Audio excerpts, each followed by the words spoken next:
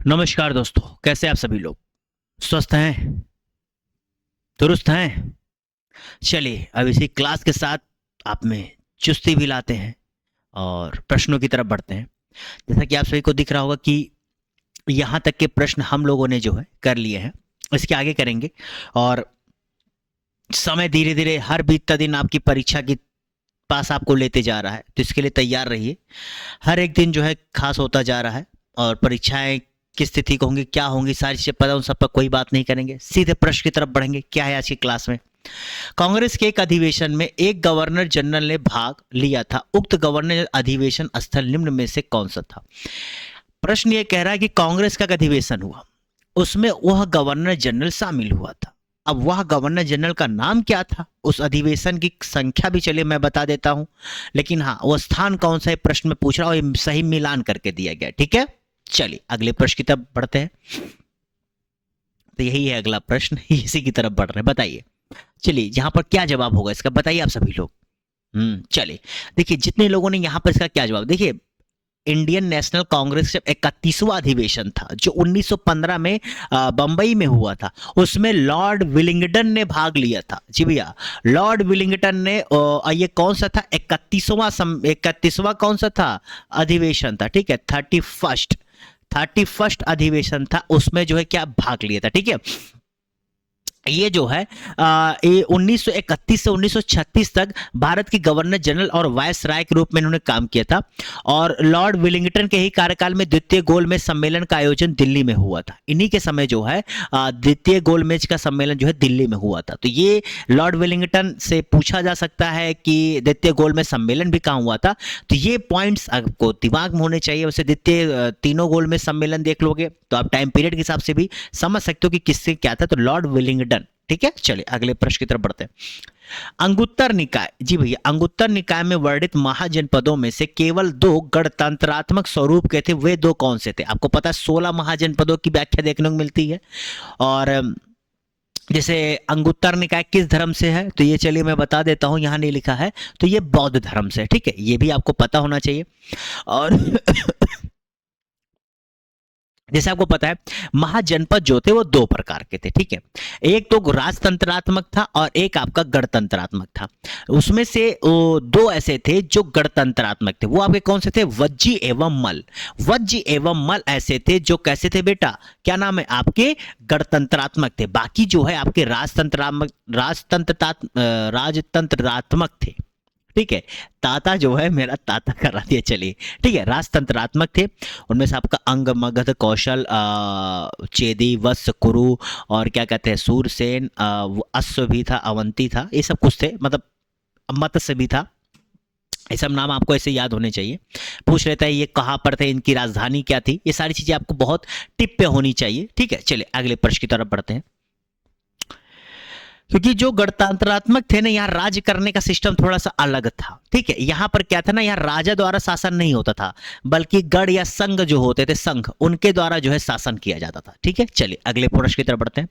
कौन सा एक सही सुमेलित नहीं है? प्रश्न को ध्यान से पढ़िएगा। और बेटा फिर कह रहा हूं, जब आप लोग एग्जाम हमने जाइएगा, जैसे 70 जो फर्स्ट बीपीएससी हुआ, उसमें क्या देखने को मिला कि नहीं के द्वारा हुए और नहीं की वजह से काफी प्रश्न बच्चों ने गलत किया। गलत ये किया क्योंकि नहीं लिख के उसको इटैलिक वे में बोल्ड कर देते हैं, कुछ करके वो मतलब बताते हैं, लेकिन आप प्रश्नों में इतना समय नहीं होता, आप जल्दबाजी में होते कि आप गलतियां कर देते हैं। तो उनसे बचने के लिए थोड़ा सी सारी चीजें जरूरी होती हैं। चलिए बढ़िए, इस प्रश्न की तरफ बताइए, इसका सही जवाब क्या होगा? हाँ, तो देखिए भैया, जितने लोगों ने यहां पर इसका क्या जवाब दिया है, जो सही सुमेलित नहीं है वो है आपका कौन सा? बहादुर शाह जफर। अब क्यों नहीं है? क्योंकि भैया इनका रंगून में है। रंगून, जी भैया, जो पुराना बर्मा है उसी को रंगून कहा जाता है। बाकी सारे सही है, बाबर के काबुल में, जहांगीर के लाहौर में और अकबर का सिकंदरा में। ठीक है, चलो अगले प्रश्न की तरफ बढ़ते हैं। 19वीं शताब्दी में ब्रिटिश शासकों द्वारा पारित लेक्स लोकी अधिनियम 1850 का विरोध भारतीय राष्ट्रवादियों ने निम्न में से किस कारण से किया? मतलब ये जो लेक्स लोकी अधिनियम 1850 लाया गया था, उसमें ऐसे कौन से कारण थे जिसकी वजह से इसका विरोध किया जा रहा था? प्रश्न बस आपसे बहुत थोड़े शब्दों में यही पूछना चाह रहा है। ठीक है,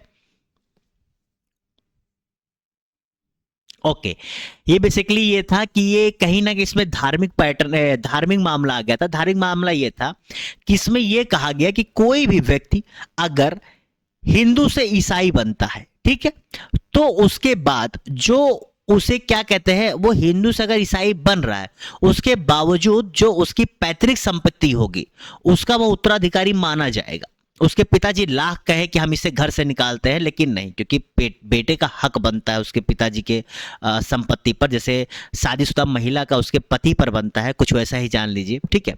तो उसी प्रकार से कहा गया था ये। तो इसका क्या जवाब होगा कि यह अधिनियम धार्मिक रूपांतरण को मजबूत बना रहा था, ठीक है। मैंने बता नहीं, धार्मिक एंगल था यहाँ पर, इसी वजह से इसका विरोध किया जा रहा था।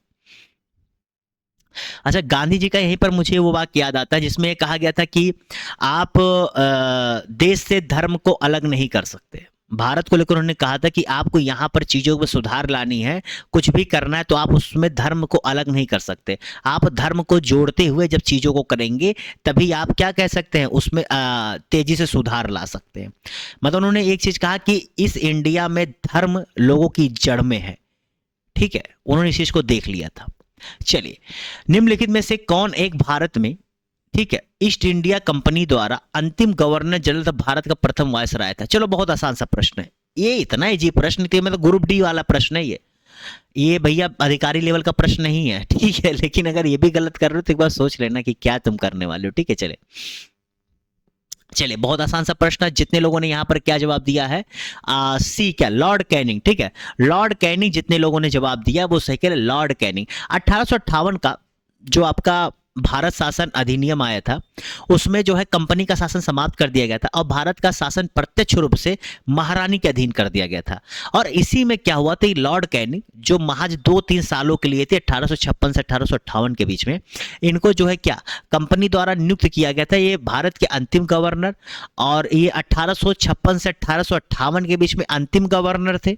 ध्यान समझना, दो चीजें हैं, 1856 से 1858 तक अंतिम गवर्नर और 1858 से 1862 के बीच वो भारत के प्रथम वायसराय थे। तो ये दो टाइम पीरियड आपको अलग अलग दे सकता है कि प्रथम वायसराय कौन थे, उनका टाइम पीरियड क्या था। नाम एक है, टाइम पीरियड अलग है, तो इससे गलती मत करना, क्योंकि यहीं से प्रश्नों में आपके साथ झोल हो सकता है। प्रश्न आसान है यहाँ पर, लेकिन इसको थोड़ा सा घुमा करके आपसे पूछ लिया जाएगा तो आसान प्रश्न भी आपके लिए टेढ़ी खीर हो जाएगी, ठीक है। चलो, अगला प्रश्न है कि पत्र पत्रिकाएं दी गई हैं, यहां पर इसके लेखक और संपादक दिए गए, ठीक है। बताइए इसका सही जवाब क्या होगा, आपको सही उत्तर चुनना है, यहां पर इसका सही उत्तर आपको चुनना, बताइए। Glimpses of world history, hints for self culture, a nation in making, और हमदर्द। हमदर्द, हमदर्द तेल आता है, शायद कुछ आता है, हमदर्द तेल आता है, कुछ तो आता है, मैंने सुना है। अब खैर वहां ये वो हमदर्द नहीं है, ठीक है। चलिए बताइए, थोड़ा सा देखिए, यहां पर जवाहरलाल नेहरू जी आ जाते हैं तो इनका तो याद होना चाहिए मेरे ख्याल से। लाला हरदयाल आए थे इस बार लाला हरदयाल 71st बीपीएससी में शायद इन सब में एक प्रश्न आया हुआ है, अगर जितने लोग दिए हैं पता होगा। चलो यहां बता देता हूं, देखिए, glimpses of the world history आपके जो है जवाहरलाल नेहरू जी ने लिखा था, यानी कि ये पहला सत्र। तो ए का 1 कहाँ दिया, ए यानी कि हमारा सी और डी कैंसिल हो गया, ठीक है। अगला देखते हैं, यहाँ पर केवल हमें 1-2 सेम है, यानी कि तो पता लग गया कि ये और ये सही सुमेलित है, क्योंकि हम प्रश्न के हिसाब से चल रहे हैं, ठीक है। पेपर में टाइम मैनेजमेंट भी करना हो तो टाइम मैनेज हमने कर लिया। अब 3-4 में हमदर्द और ये आ नेशन इन मेकिंग, तो आ नेशन इन मेकिंग को जो है लिखा था हमारे सुरेंद्रनाथ बनर्जी जी ने और हमदर्द को मोहम्मद अली जी ने, तो ये हमारा 20 का सही जवाब हो जाता, ठीक है।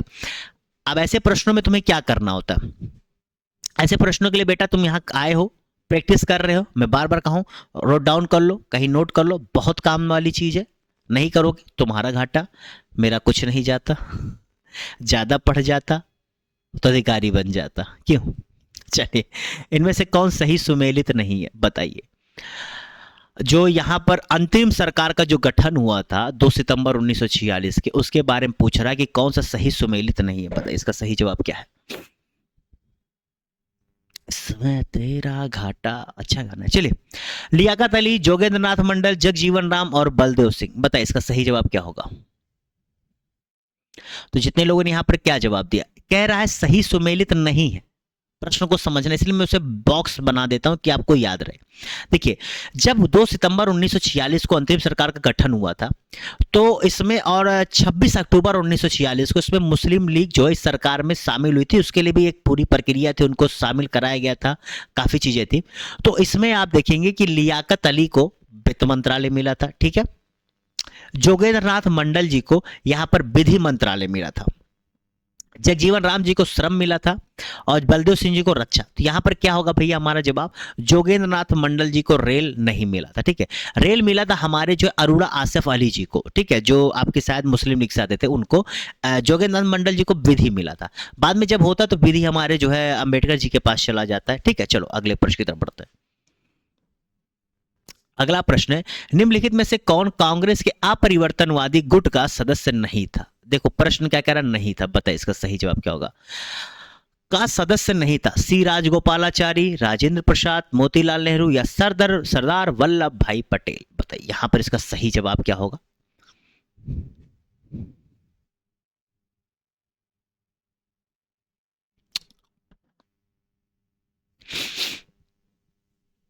अपरिवर्तनवादी, उसमें एक गुट चला था, रिफॉर्मिस्ट फैक्शन और नॉन रिफॉर्मिस्ट फैक्शन, ठीक है। तो एक गुट बनना था उस समय, उसे परिवर्तनवादी गुट कहते थे और अपरिवर्तनवादी गुट कहते थे, ठीक है। तो यहां पर इसका सही जवाब क्या हो जाएगा, कौन सदस्य नहीं था, तो मोतीलाल नेहरू जी, ठीक है। मोतीलाल नेहरू जी अपरिवर्तनवादी गुट के सदस्य नहीं थे, ये परिवर्तनवादी गुट के सदस्य थे, ठीक है।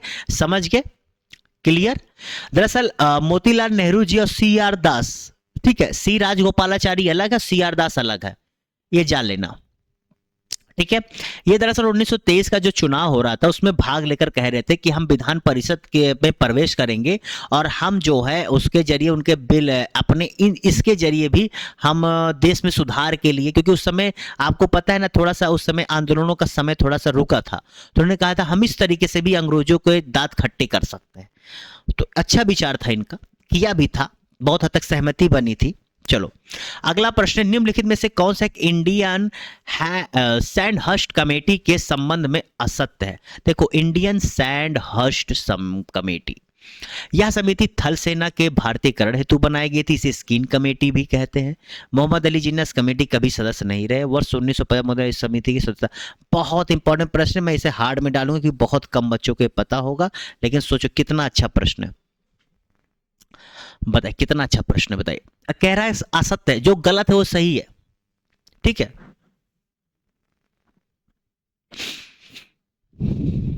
चलिए बताइए।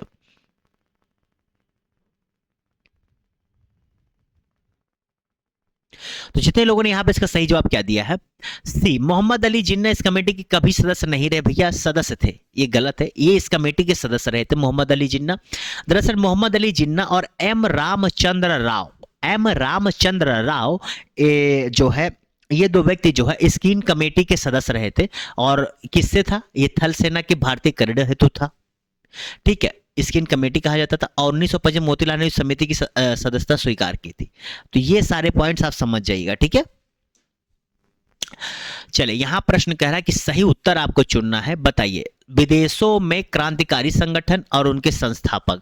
आज देखो यही तरह का प्रश्न आया था आपके 71st बीपीएससी में, लाला हरदयाल की बात कर रहा हूं ना, इसी तरह के प्रश्न को अलग तरीके से पूछा गया था। अब मैं बहुत चर्चा नहीं करूंगा क्योंकि बस बता रहा हूं, हिंट देना मेरा काम है, क्या है कैसे है। प्रीवियस ईयर क्वेश्चन पेपर मैंने बार बार कहा था कि जाने से पहले अच्छे से करके जाओ, समझ के जाओ, फायदा आपके हाथ में, ठीक है। चलो बताओ इसका सही जवाब क्या होगा। तो चलो बेटा, जितने लोगों ने यहां पर इसका सही जवाब क्या दिया, कुछ चीजें बहुत आसान है, यहाँ से ये बहुत हार्ड प्रश्न है, बहुत इजी बेसिस प्रश्न है। देखिए हिंद एसोसिएशन, क्या नाम है, आप पहले इंडिया होम रूल सोसाइटी की बात कर लेते हैं। इंडिया होम रूल सोसाइटी की बात की जाए तो इसे किसने बताया, श्याम जी कृष्ण वर्मा ने। यानी कि यहाँ पर A का 1 होगा, तो A का 1 कहाँ कहाँ दिया है, जो है ACD में दिया, तो B हमने कैंसिल कर दिया। उसके बाद आते हिंद एसोसिएशन ऑफ अमेरिका, ध्यान से देखना, अमेरिका की बात करा। अमेरिका की जब बात आएगी तो भैया सोहन सिंह भाकना, क्योंकि ये जो है आपके उन्हीं सब एरियाज में इनका काम था, तो दूसरे का यहाँ पर 4 हो जाता, दूसरे का 4 कहाँ कहाँ दिया है, हिंद, B का 4, बी का 4 यहीं दिया, तो यानी इसका सही जवाब डी हो जाता है, क्योंकि ये और ये यहाँ पर 2 दिया कैंसिल हो जाते हैं। बाकी फिर वही बात, पेरिस इंडिया सोसाइटी का मैडम काम और यूनाइटेड इंडिया हाउस का आपके तारक नाथ दास। बहुत इंपॉर्टेंट ऐसे तरह के प्रश्न देखो, मैं इसीलिए एग्जाम्पल बता रहा हूँ कि देखो बेटा पूछे गए हैं, इतना इंपॉर्टेंट है, समझ के चलो, ठीक है। चलो, निम्नलिखित में से कौन सा वर्ष 1905 में आयोजित बनारस के कांग्रेस अधिवेशन से संबंधित नहीं है? बताइए कौन सा उससे संबंधित नहीं है। बंग भंग की निंदा की गई, स्वराज पर चर्चा, स्वराज राष्ट्रीय आंदोलन का लक्ष्य घोषित, गोपाल कृष्ण गोखले को विपक्ष का नेता बनाया गया। चलिए बताइए इसका सही जवाब क्या होता है।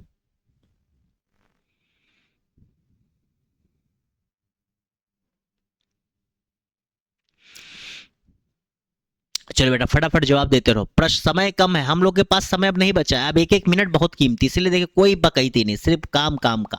चलिए जितने लोगों ने क्या यहाँ पर जो संबंधित नहीं है, स्वराज राष्ट्रीय आंदोलन का लक्ष्य घोषित किया गया बनारस अधिवेशन में, ये चीज नहीं बल्कि 1906 के कलकत्ता अधिवेशन में ये जो है स्वराज को राष्ट्रीय लक्ष्य बनाने की घोषित किया गया था, ठीक है। बाकी सभी 1905 से संबंधित है। क्या? बंग भंग की निंदा, स्वराज पर चर्चा, यहाँ चर्चा हुई थी, लक्ष्य घोषित नहीं किया गया था, ठीक है, ये ध्यान देना। और गोपाल कृष्ण को विपक्ष का नेता बनाया गया, ठीक है।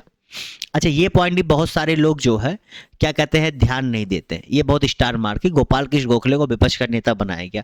ऐसा पॉइंट बहुत सारे, मतलब कई आप लोग ये चीज पता है किताबों में बहुत प्रमुखता से नहीं दी जाती, तो आप लोग पढ़ते नहीं है। इन प्रश्नों के जरिए जानिए, क्योंकि प्रश्न होते ही हैं सीखने के लिए, ठीक है ना। चले, निम्नलिखित में से किस संघ संगठन द्वारा वर्ष 1857 के विद्रोह की भर्त्सना की गई थी? 1857 के विद्रोह की भर्त्सना की गई थी। बॉम्बे एसोसिएशन, पूना सार्वजनिक सभा, मद्रास नेटिव एसोसिएशन या इंडियन नेशनल एसोसिएशन? बताइए इसका सही जवाब क्या होगा।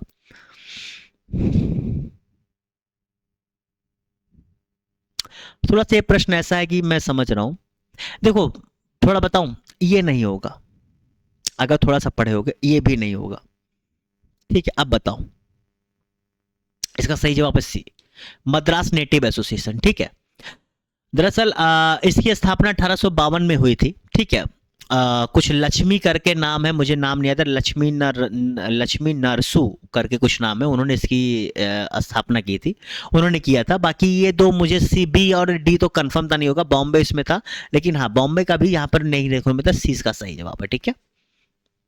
कुछ चीजें क्या होती है ना, आपके सामने प्रश्न आएगा तो आप उतना देख के दिमाग लगा लोगे कि अच्छा ये तो नहीं हो सकता, ये तो कहीं से नहीं लग रहा है, ठीक है। चलो, उत्तर प्रदेश में 1857 की क्रांति के प्रमुख केंद्र एवं नेतृत्वकर्ता के संदर्भ में सूची 1 को सूची 2 से सुमेलित करें, नीचे देखिए कोड की सहायता से सही उत्तर चुनिए। यहां पर क्या है, केंद्र दिया गया है, सूची दिया गया है, बताइए। बरेली, कालपी, फतेहाबाद, गोरखपुर, बताइए इसका सही जवाब क्या होगा। आसान सा प्रश्न है, 1857 क्रांति से, बहुत आसान सा प्रश्न है, बहुत इंपॉर्टेंट है, very very important, very very easy. अगर ये गलत हो गया तो फिर बेटा ऐसे कैसे होगा।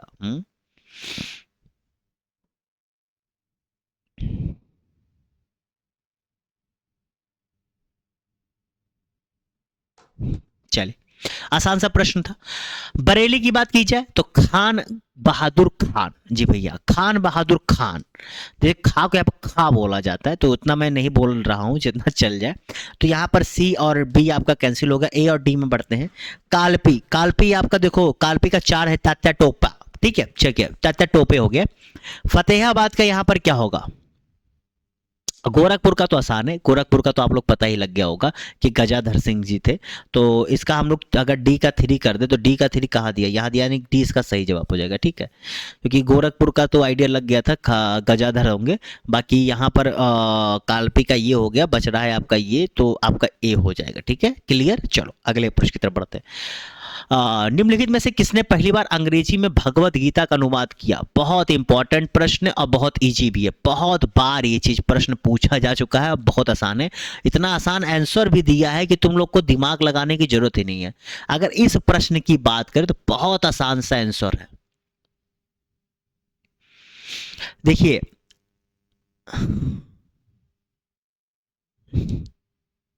हंसी आ रही क्यों, क्योंकि बेटा यहां पर नाम लिखा ही नहीं है, मैं बताता हूं। दरअसल किया था चार्ल्स विल्किंस ने, और उस समय गवर्नर जनरल थे लॉर्ड वॉरेन हेस्टिंग्स, समझना, लॉर्ड वॉरेन हेस्टिंग्स के समय में चार्ल्स विल्किंस ने भगवत गीता का पहली बार अंग्रेजी में अनुवाद किया था। और चार्ल्स विल्किंस ही वो थे जिन्होंने फारसी तथा बांग्ला मुद्रण के लिए ढलाई के अक्षरों का विकास किया था। समझ गए? तो ये भी इनसे जुड़ा हुआ, ये किए थे। प्लस जो ढलाई, समझना, मोल्डिंग जिसे कहते हैं, किसके? फारसी तथा बांग्ला मुद्रण के लिए। ठीक है, जो अक्षर होते थे उसे विकास करने का भी श्रेय इन्हीं को जाता है। क्या नाम है जो इसमें नहीं है? नाम क्या है मैं लिख देता हूं जिससे आपके दिमाग में बैठ जाए। चलो बेटा, मैं नाम लिख देता हूं जिससे आपके दिमाग में बैठ जाए।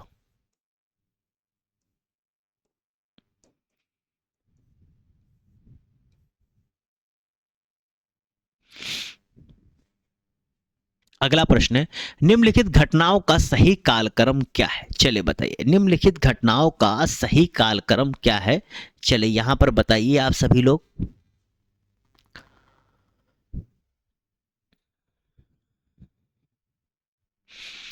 तो जितने लोगों ने यहां पर क्या, कर्नाटक का तृतीय युद्ध, अंबूर का युद्ध, पेरिस की संधि, पांडिचेरी की संधि, यहां पर चारों में से इसका सही जवाब क्या दिया आप लोगों ने?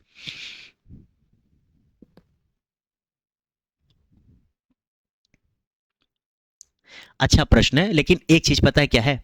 आप लोग पेरिस की संधि से शुरुआत कर लो। इतना तो देखो, कुछ तो इनमें से याद होगा ना आपको।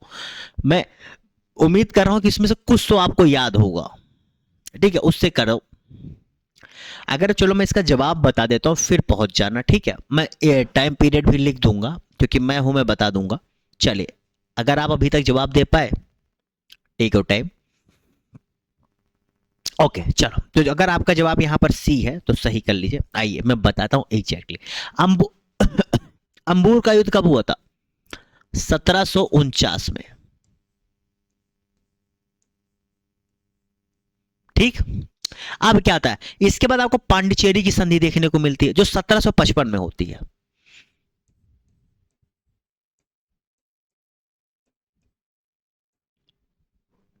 फिर आपका क्या होता है भैया? कर्नाटक का तृतीय युद्ध होता है। ये आपके 1756 से 1763 तक चला था।